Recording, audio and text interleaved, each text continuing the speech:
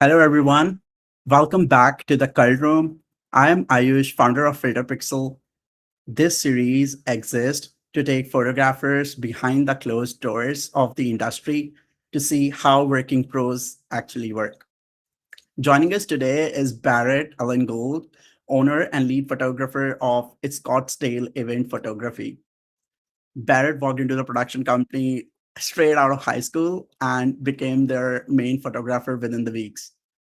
So he's shooting corporate galas, brand activations, executive portraits, a lot of work regarding brands for DraftKings, Adidas, GoDaddy, you name it. He is the photographer behind 100 plus five-star reviews. And one of the reasons why we invited him today is because his clients always say the three things over and over. He shows up early, delivers on time, and is very fast. So the last part is what I want to dig into today, because the kind of high volume, multi deadline driven work Barrett does is currently the exact kind of shoot where, you know, what happens after the event matters as much as what happens during it. So I will take Barrett to the cull room and, without waiting further, let's invite him.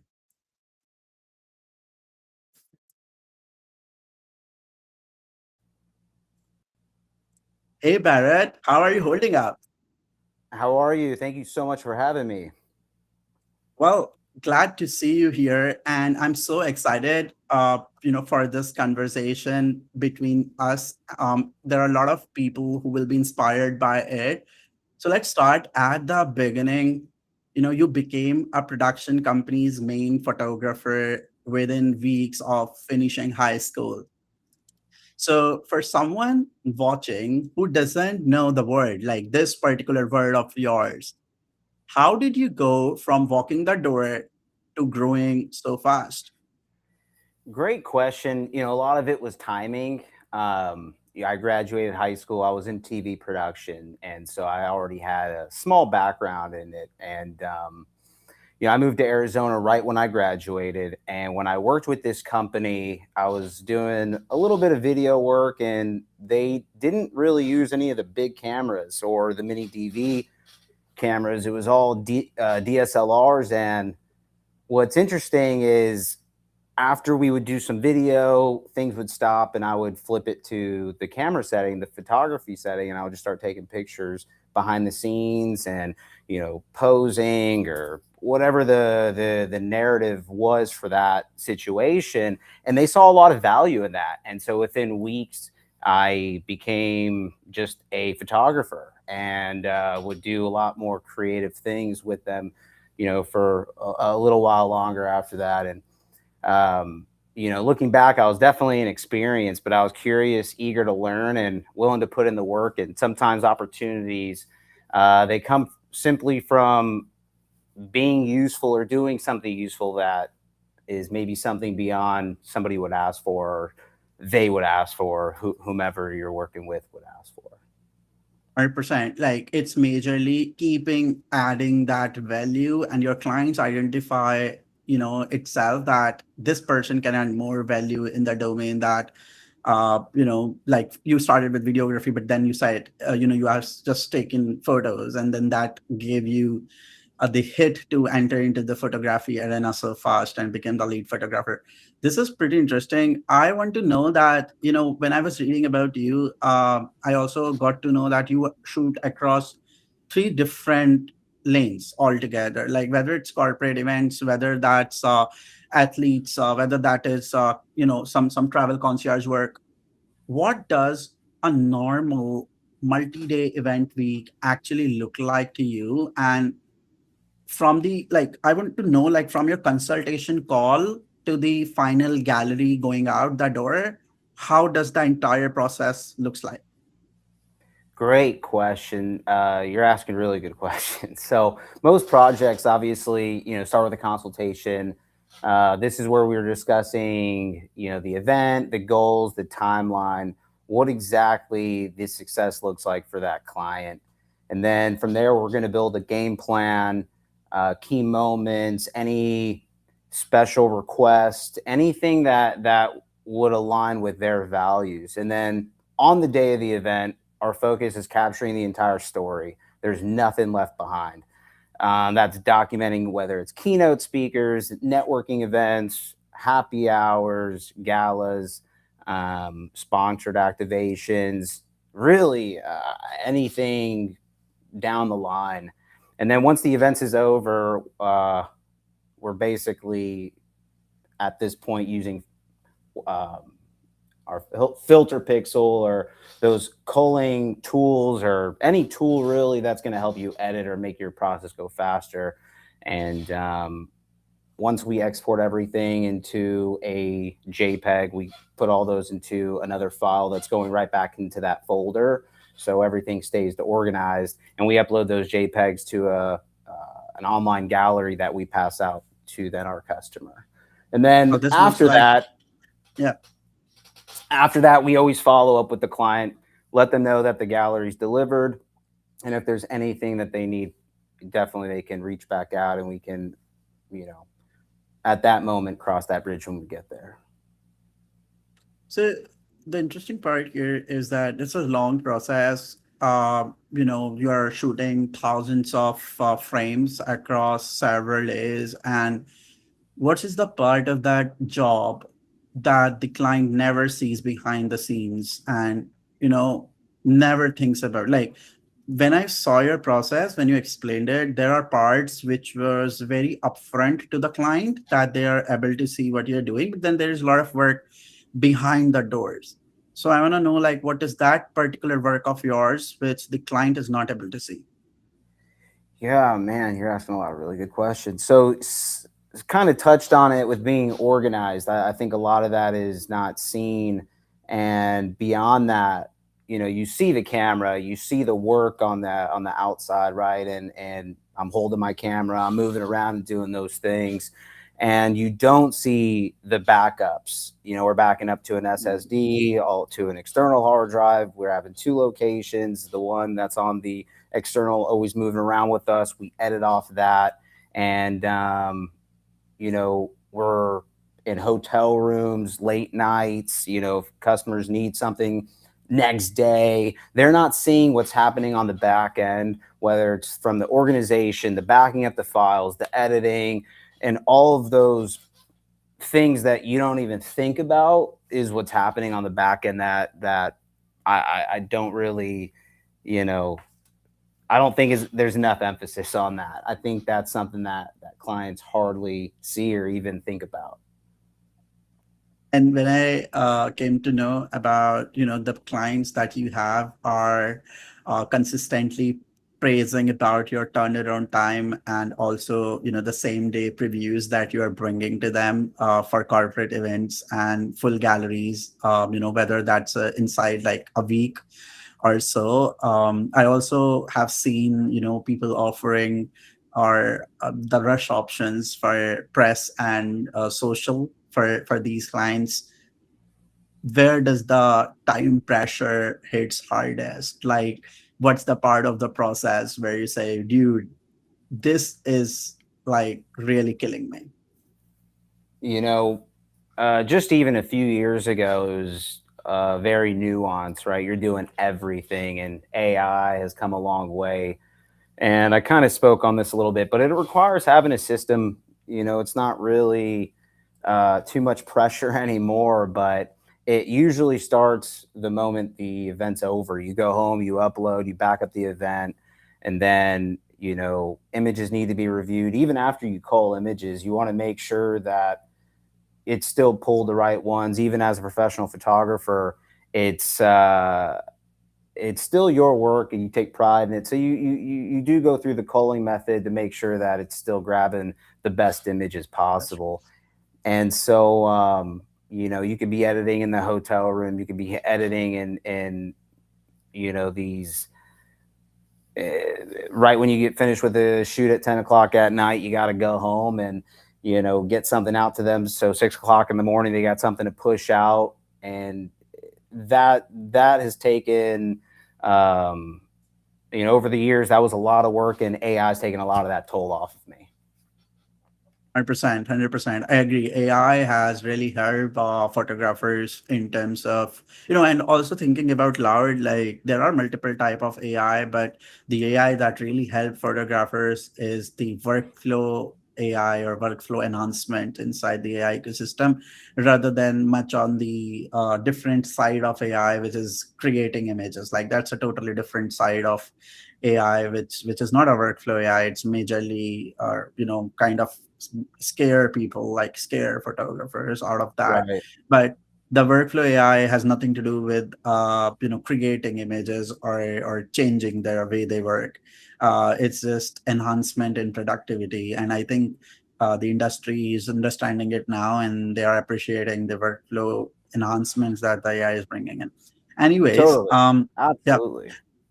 one major question is, before this AI era, where you were having no AI ecosystem or tools around you, how much time you were really spending in culling or any post production from the photo shoot, and how many photo shoots you were doing, like, or you do per year? That's a great, tough question. I mean, it saves me hours. There's no question to put a timestamp on it. I mean, it's a full time job that's coming back to me, right? So we'll give you that perspective.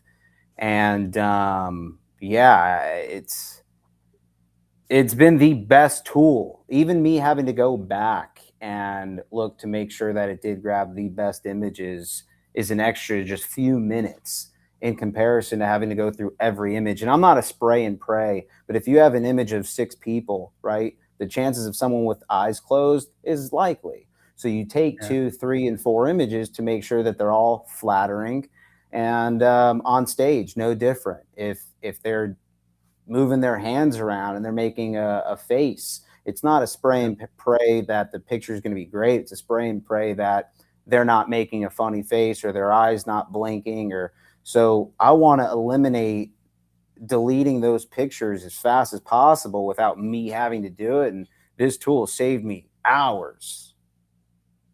I'm glad to hear that. I was just having a rough maths around, photographers who were like, let's say you shoot 60 shoots a year, and then you have 2 hours to cull 3,000 photos per shoot manually. So even if you are charging $60 an hour, that is still like $120 of time per shoot. And that is going into culling, and the client doesn't pay for that particular part of the job. They pay for the delivery, like what do you get to them and how quickly you get to them.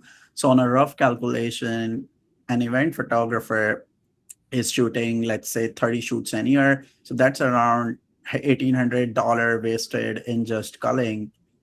And I know, like, time is not equal to money that simply, but if you're doing it manually, and I think it's a real value to their business to grasp AI software and figure out how much of that $1,800 of business value they can really save, and implement that to build better client relations, look for better client opportunities, rather than sitting in front of a computer. I'll say this to that. I don't know the money behind it, but it has saved me so much time that today, for example, if I was not doing this, I had a shoot yesterday and I got done with that shoot relatively fast, which would open up this opportunity today.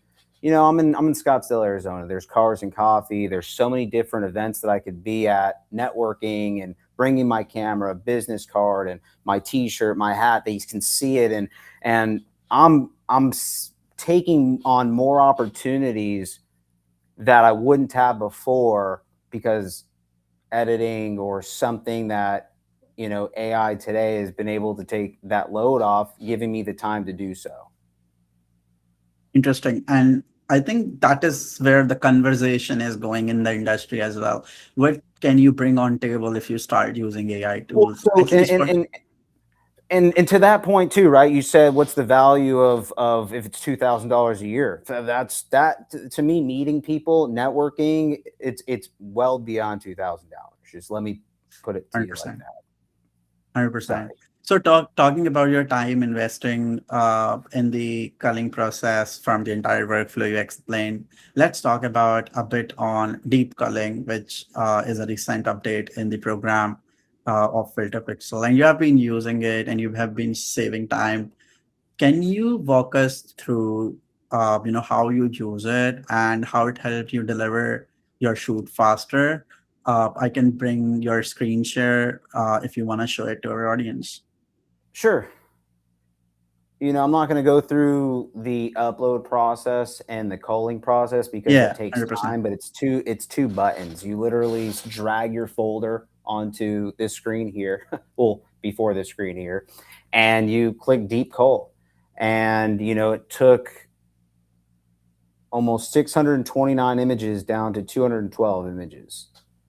And maybe one of these pictures, an eye's blurry or shut, I'm sorry, or a photo's blurry, and we just have all of the best, absolute best images from the event, and me having to go through and see if Dwight Howard or if the doctor I'm working with, if their eyes are open, this does the job for me.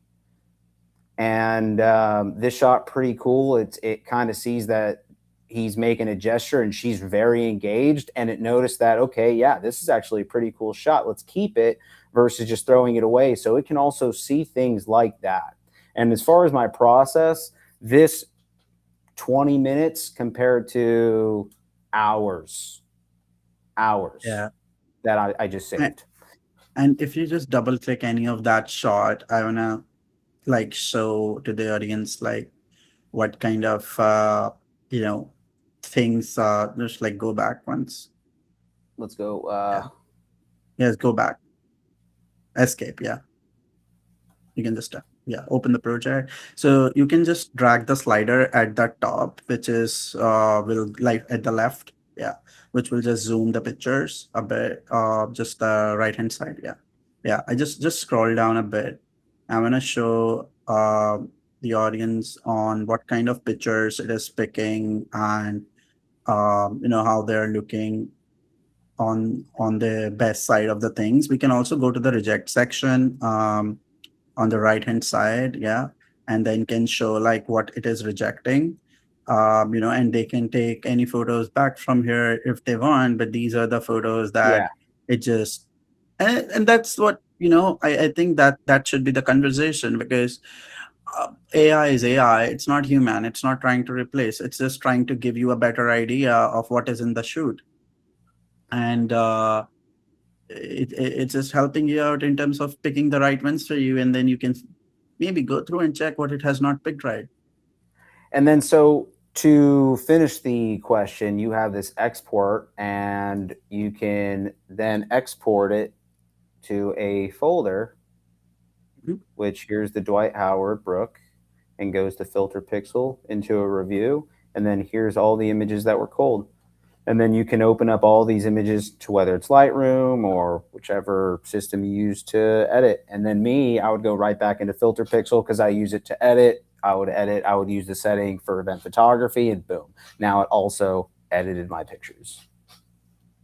That's amazing. So you can have like the culling, and then you can also have the editing inside the same program. And Exactly. then your process that you might be following afterwards is a quick review to figure out your own style and adding your own personal touch over it, and then shipping it to the client in the same day or maybe in the week.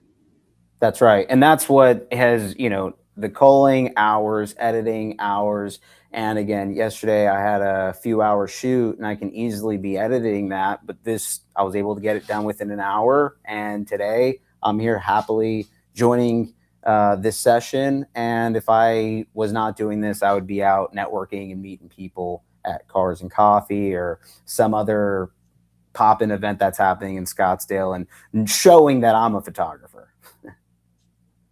Well, I think that's what is important in the photography business. It's not just like taking shots, of people. It's networking. It's making sure you have your brand established. People know about you, your business. They know what's different in your business. Uh, like we can take the screen share off, and I have a lot to cover and ask you because there are a lot of interesting questions that my team and when they asked about like from people like what they want to know, so I have those all those questions as well. I just want to know like you work with a hand selected team of contractors, and you have double book dates. There are larger multi shooter events that you are doing, and you personally review every final gallery regardless of who shot it.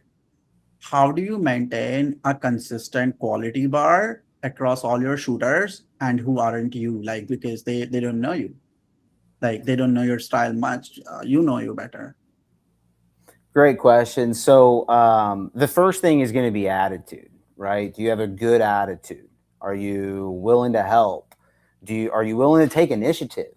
I know sometimes you could be a second shooter and think that I have everything under control, but if I'm not there, you're my eyes. You got to take initiative. And then I think another one is, our good energy. I don't know the better way to say that, but are you fun to be around? Are you cool to be around? Are you reliable? I'll put that in energy. If you got to be there 8 p.m., 7:45, 7:30, be on time type of thing. And then the last one, being competent. And if you can do those three things, the photography will come. Just have a camera, have a lens, and we'll figure it out. Yeah, yeah. You actually talked about the real thing, like the camera lens will come later. We'll figure it First out. figure Just out. be, what I've learned, especially working with some of these big clients, the quality, sure, it matters. I'm not saying the quality doesn't, but oh, you've worked with so and so, I want to work with you too. And I can have a kit lens for all they care. And so this is where it's just being reliable, being a good person, energy, um, be early and those things. I think that's a more important thing than taking the best picture. I think what's more important than the best picture is taking the picture, right? If it's Yeah, not blurry, but if it's grainy, if it's a low light setting, but you still got the picture, to me, that's more important than not getting it at all. yeah, 100%. Like being there at the right moment, and you talked about a very interesting thing. Be there before time, on time, like make your client feel that you take care of them, you are there for them. And Right, this is something that I'm hearing it again and again from all the CullRoom sessions that I'm having. This is what you like, what makes you different from other people. right. I also want to talk about referrals and rebooking, which is the main driving engine for your business as well. And I have heard it. So I've seen a lot of reviews, 5-star reviews that say like we'll definitely use him again. We'll definitely ask him again in corporate and event photography. What actually earns the rebooking, if you want to share it? And is it the images, the speed, the experience on the day, or something else which we even have no idea about? What was the first part of that question? It's more of like the rebooking and the referrals in the industry that you are in. How it earns you that rebooking? Like, how do you get them? Is it more about your images, or more about the speed you deliver, or more about the experience of the day, or something else that we don't know? Yeah, I think it is all the above, but for sure experience, because I'm not just taking pictures. I read the room, and if I'm invited, where it's like, hey, you're with the group, then I'm going to be part of the group. And I don't think most photographers are doing that. I think a lot of them mostly will kind of stay on the corners and play wide, Mm. where if I'm on the dance floor and I'm with these guys, I'm getting hype and I'm getting pumped, because that's going to open up for a picture opportunity. Oh, he's getting involved too. Okay, now it's time to shine. Then I get my camera going. And that could be for anything. If that's at, their networking events, their galas, their panels. And I try to read the room the best that I can. And there's times that they don't want me to do that at all, and I'll read that. And then I am playing wide. I am that fly on the wall that I'm not even here. And I think you need to be able to do that. And more times than not, they want you involved. And if you can break down their barriers, you're going to get the best pictures. 100%. I think like the clearing the barriers, making them comfortable, like making sure that they think that he's also part of our event rather than thinking like he's hired photographer makes it all different. Uh, and I think I'm talking it right. No, and that's what gets me rehired. I think the working with this person or working with that brand got me the job, but I think once they work with me, that's what gets them to hire me again. 100%. And for someone watching who wants to break into high volume event and corporate photography, the kind of work that pays and rebooks, what is that one piece of advice you wish you have given to someone like, or you had when you were at the age of 18? Like maybe if I rephrase it, it's more of like what you might have changed if I bring you to the age of 18. Yeah, this is another, good question. I think especially today, you could buy a $500 setup and you're gonna be good, very, very good. So I wouldn't really focus on the gear too much. Work on building relationships. Work on finding photographers in that field that can mentor you. So if you want to be a event photographer, wedding photographer, cars, sports, find somebody in that niche and see if they'll mentor you. And Yeah. Yeah. those things. This is again where being an employee, be reliable, be professional, easy to work with, and it'll happen a lot faster than you think. And talking about the last question of this live, before we, ask anyone who have more questions, so they can drop in here or can ask later. But, if you think about this new AI era where it is taking the corporate and, the type of events you are shooting, where do you think it is heading in the next few years? Like, what do you vision about your work, or what do you vision about how it is changing dramatically? So I think clients are going to continue expecting faster delivery, more content, more versatility. I think the lines between photography, video, social media, marketing, I think that's already starting to be a blur. And Mm, so I think more importantly is going to be that human connection, storytelling. I think that's far more important. It's going to continue being the most important part. And technology and AI is just going to continue to improve workflow. Yeah, yeah. And I think the conclusion of this is also at the same line that AI is here, AI will stay forever. The thing is, how can you utilize it well in your business to grow your business rather than getting scared or getting negative about things that are happening all around the world about it? It's truly fascinating with AI. I see this new robot that it's on wheels, and it's got a camera on it, almost like a drone, but it's on wheels and it moves with you. And it's for the skateboarding community or the extreme sport, which give me four of these inside of a conference room, and I can have it autonomously go over here and make a route for it, and it can autonomously move that route, take pictures, and then I don't have to hire 4 and 5 contractors for a large event.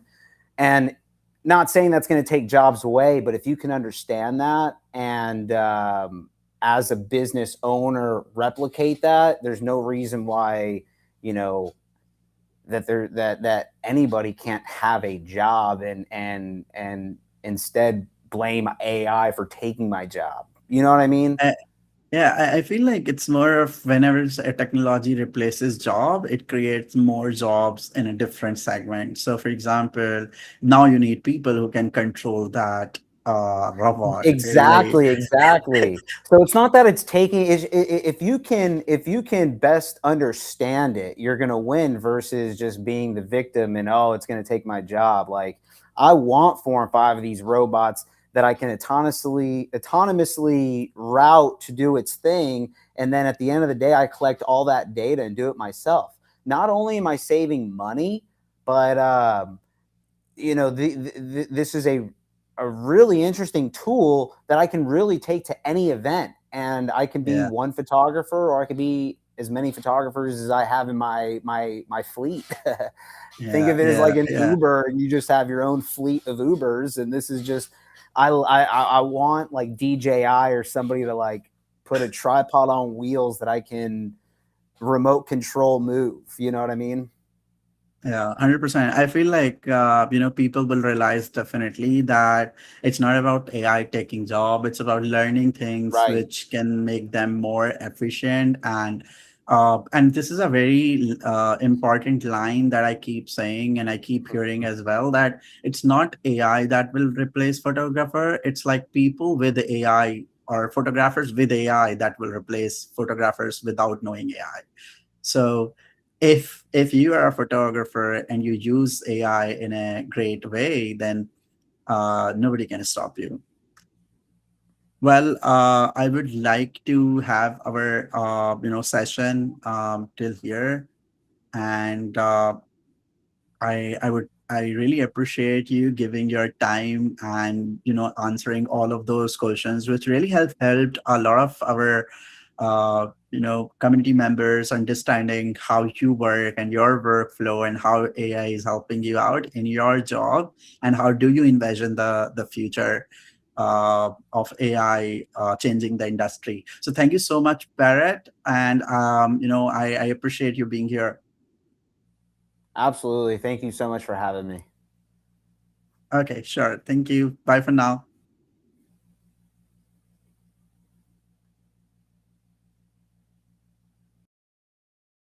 So this was Barrett, and you have seen, how he talked about the client experience as one of your priorities, and also making sure that you are taking care of your clients on the camera and the lens comes later. He also talked about how he's using deep culling and how he is going through the photos quickly and making his turnaround time a lot faster. He touched upon the idea of being here today because he has already processed his last day event and is ready to go. And even if he was not there today, he must be walking around some networking events to get more clients.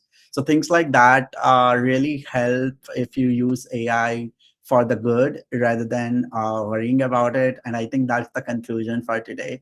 So with that, I will leave this Cull Room session. And if you have more questions about what we are doing in this Cull Room, in the next Cull Room that is going to happen, you have the comment section up and drop the questions for this live and also for the other Cull Room sessions. Till then, have a great day. Bye for now.